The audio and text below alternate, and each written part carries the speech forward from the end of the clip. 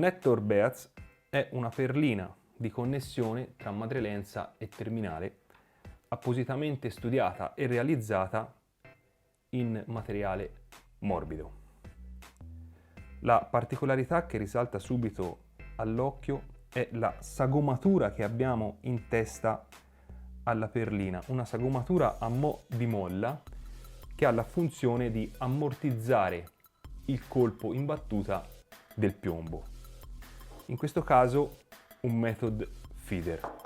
Vediamo come montarla. Andiamo ad inserire il method feeder sulla lenza madre, dopodiché inseriamo anche la perlina dalla parte larga della testa nell'apposito foro.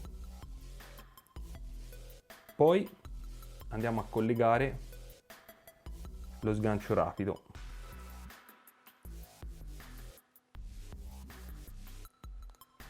Succhiamo bene il nodo,